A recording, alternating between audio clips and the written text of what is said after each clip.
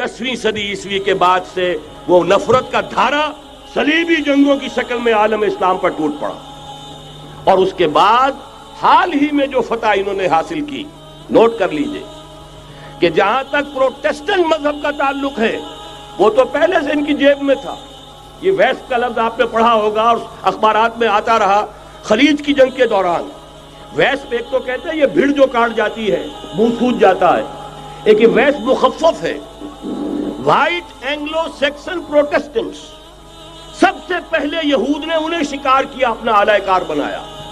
यही वजह है, आपको मालूम है 1917 में अंग्रेजों के जरिए से उन्हें यह इजाजत मिली कि फिलिस्तीन में जमीनें भी खरीद सकते हैं, जायदादें भी खरीद सकते हैं। बालफोर डिक्लेरेशन, इंग्लिस्तान का वजीर खारजा था जिसने कि ये इजाजत दिलवाई है। वरना यह कि खिलाफत उस्मानिया जब तक कायम रही है, खलीफा उस्मानी तुर्क खलीफा ने इजाजत नहीं दी, इसलिए कि हजरत उमर रजी अल्लाह ताला अन्हु ने, यह भी अब तारीख की एक हकीकत बयान कर रहा हूं जो शायद बहुत से हजरात के इल्म में न हो, कि जब यरूशलेम के ईसाइयों ने सरेंडर किया है यरूशलेम, हजरत उमर आए हैं, तशरीफ लाए हैं मदीना मुनव्वरा से चार्ज लेने के लिए। उस वक्त जो ट्रीटी लिखी गई है, जो मुआहदा हुआ है, उसमें वहां के यहूदियों, यहाँ के ईसाइयों ने तय कराया था कि यहाँ आप यहूदियों को आबाद होने की इजाजत नहीं देंगे। यहूदी आ सकता है, ज़ियारत कर सकता है, अपने मकामात मुक़द्दसा को आकर देख सकता है, यहाँ आबाद नहीं हो सकता। और ये कौन शर्त रख रहा है? ईसाई। उस वक्त तक ईसाइयों की दुश्मनी यहूदियों के साथ इस दर्जे में थी। और यही हजरत उमर रजी अल्लाह ताला अन्हु की वो शर्त थी कि सलातीन उस्मानिया, खुलफाए उस्मानिया ने भी, हालांकि यहूदियों ने बड़ी से बड़ी रिश्वत देने की कोशिश की है, सुल्तान अब्दुल हमीद खान को यूं समझिए कि सीमो जर से खरीदने की कोशिश की है, लेकिन इसके बावजूद उनका कि जो फैसला हजरत उमर कर गए थे, जो कमिटमेंट रजी अल्लाह ताला अन्हु उनकी है, मैं उससे सरे मुंह इनहराफ नहीं कर सकता। असल में उसी की तो सदा है जो फ्री मेसनरी के जरिए से खिलाफत का खात्मा कराया गया, कि यही सबसे बड़ी रुकावट है। अगर खिलाफत खत्म न होती और अगर कहीं जिहाद का ऐलान खलीफा उस्मानी की तरफ से हो गया होता, तो ये कही थी बात जब हजरत शेखुल हिंद रहमतुल्लाह अलैह जब ये असीरी में थे माल्टा में, तो वहां का अंग्रेज कमांडेंट, उसने चूंकि वो कुछ मुरीद हो गया था या कम से कम अकीदतमंद हो गया था, एक रोज हजरत शेखुल हिंद ने उनसे सवाल किया उस शख्स से कि आप लोग हमारी खिलाफत के पीछे क्यों पड़े हुए? ये तो बीमार, तुम खुद कहते हो, यूरोप का मर्दे बीमार तुर्की, आपको क्या डर है इससे? आप क्यों इस बेचारी खिलाफत के दर पे हैं? उस शख्स ने जवाब दिया था, मौलाना इतने भोलपन के साथ बात ना कीजिए, हम भी जानते हैं, आप भी जानते हैं, अगर कहीं खिलाफत उस्मानिया की तरफ से जिहाद का ऐलान हो गया तो पूरे आलम इस्लाम से लाखों मुसलमान अपने सरों से कफन बांध कर निकल आएंगे। आज इस गए गुजरे दौर में भी इस कमजोर और यूं समझिए कि नाम नेहाद खिलाफत के अंदर इतनी जान है, इतनी ताकत, लिहाजा उसको खत्म किया गया। और खत्म कराया गया किन के जरिए से? वो जो मुसलमान कहलाते हैं थे फ्री मेसन, मुस्तफा कमाल पाशा फ्री मेसन, और उसके जरिए से इन्होंने सारे काम जो करवाए वो दर हकीकत अपनी साजिशों के जरिए से और मुसलमानों को इस्तेमाल करके करवाए। बहरहाल बात लंबी हो रही है। पहली बात तो यह है कि वही नक्शा उस वक्त का आज भी है जहां तक यहूदियों का ताल्लुक है, लेकिन फर्क ये वाक़ हो गया कि उस वक्त ईसाई यहूदियों के ताबे नहीं थे, बल्कि ईसाइयों और यहूदियों के माबैन दुश्मनी थी। आज यहूदी ईसाइयों पर मुसल्लत हो चुका है। फरंग की रगे जहां पंजे यहूद में है, और आज के फरंग का लीडर अमेरिका है। अमेरिका का सदर यूं समझिए कि वो इन यहूदियों का गुलाम है। मजाल नहीं कि उनकी मर्जी से इधर से उधर हो जाए, और अगर कोई गलती से इधर से उधर हो जाए तो उसका पत्ता चाक हो जाएगा। आप देखिए क्या हशर हुआ है बुश का, हालांकि बहुत बड़ा हीरो बनकर निकला था गल्फ वॉर से, लेकिन जरा सा एक बयान दे दिया था कि जो इसराइल को पसंद नहीं आया, तो जो इलेक्शन में चारों शाने चित हुआ है उसका जो हशर हुआ है वो देख लीजिए। तो पहली बात तो ये समझ लीजिए कि आज भी यहूदी, ये न्यू वर्ल्ड ऑर्डर है, न्यू वर्ल्ड ऑर्डर, और इसमें ईसाई दुनिया उसकी आलाकार है। अब सूरत हाल क्या है? ईसाई दुनिया, मैं एक बात बता रहा था बीच में रह गई, कि जहां तक प्रोटेस्टेंट ईसाई थे वो तो पहले इनके हाथ में थे। हाल ही में इन्होंने जो फतह हासिल की है وہ کیتھولک عیسائیت کو بھی اپنے ہاتھ میں لے لیا ہے۔ چنانچہ پوپ صاحب نے فرمان جاری کر دیا ہے کہ ہمارے خداوند یسوع مسیح کے قتل کی ذمہ داری ان یہودیوں پر نہیں ہے، بری کر دیے گئے۔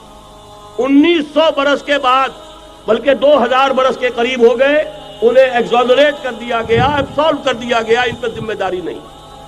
نتیجہ یہ نکلا ہے کہ ابھی چند مہینے پہلے جو مذاکرات صلح کے ہو رہے تھے، جن میں یاسر عرفات بھی تھے اور یہ اسحاق رابین گیا ہوا تھا واشنگٹن، وہاں سے واپس آیا ہے تو روم میں رک کر پاپائے روم سے ملاقات کر کے تشریف لائے ہیں، انہیں دعوت دی ہے کہ یروشلم آئیے، اور ویٹیکان نے تسلیم کر لیا ہے اسرائیل کو، اور ویٹیکان کا اب جو ہے ایک ایمبیسی، اس کا جو ہے سفارت خانہ وہ یروشلم میں بننے والا ہے، اور پوپ صاحب بھی وزٹ کرنے والے ہیں۔ گویا کہ یہ گٹھ جوڑ اب مکمل ہو چکا، اب کہیں اس میں کوئی کمی نہیں رہی۔ اس یونائٹڈ فورس کے ساتھ یہ نیو ورلڈ آرڈر اس وقت عالم اسلام پر حملہ آور ہے۔ اب اس میں نوٹ کیجئے کہ اس وقت کی فضا ہے کیا۔ عالم اسلام میں سے عالم عرب ان کے شکنجے میں جا چکا، کیوں بنا کر کھڑے ہوئے ہیں اسرائیل کو ماننے کے لیے اور سر تسلیم خم کرنے کے لیے۔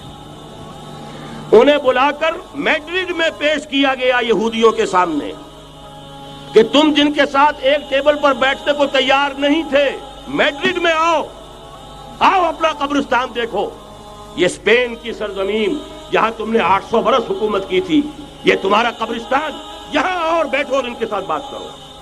گئے تھے کہ نہیں تمام فرنٹ لائن سٹیٹس میڈرڈ میں؟ حالانکہ کوئی بین الاقوامی کانفرنس کبھی میڈرڈ میں نہیں ہوئی، یا تو یہ واشنگٹن میں، بعد میں وہ سارے معاملات واشنگٹن میں چلے، شروع وہاں سے کیا۔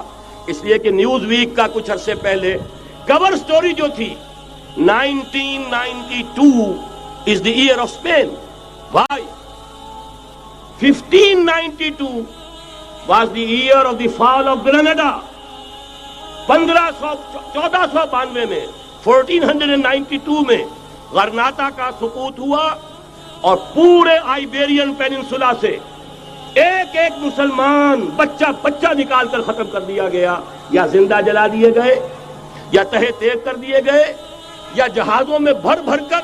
اور آپ کو معلوم ہے میڈیٹرینین کی حیثیت کیا ہے، خلیج ہے، ایک معمولی سی خلیج، ادھر سے اسپین کا ساحل قریب آ جاتا ہے، اسپین کے ساحل سے جہازوں میں بھرا اور نارتھ افریقہ کے ساحل کے اوپر پھینک کر آ گئے۔ پورے ہسپانیہ میں جہاں 800 برس مسلمان کی حکومت رہی، ایک بچہ بھی مسلمان نام کا موجود رہا۔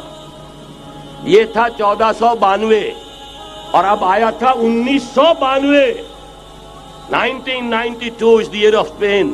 اسی لیے ورلڈ اولمپکس رکھے گئے، وہاں دلہن کی طرح سجایا گیا ہسپانیہ کو، اور بلایا گیا، طلب کیا گیا، سمن کیا گیا تمام دول عرب کو، آؤ یہاں بیٹھو، اور یہاں بیٹھ کر اپنے ان یہودی دشمنوں کے ساتھ مصالحت کی بات شروع کرو۔ بہرحال نوٹ کر لیجئے، عالم عرب جا چکا ہے۔ کوئی دن کی بات ہے، میں سنسنی پیدا نہیں کرنا چاہتا، لیکن حالات اور واقعات سے نگاہیں بند کرنا بھی کوئی دانش مندی کی بات نہیں ہے۔ یہ ایودھیا کی مسجد شہید کی گئی، ابھی یہ ایک بہت بڑا مزار جو ہے شہید کیا گیا، اور اس کے ساتھ کئی مسجدیں شہید کی گئی۔ یہ سب کیا ہے؟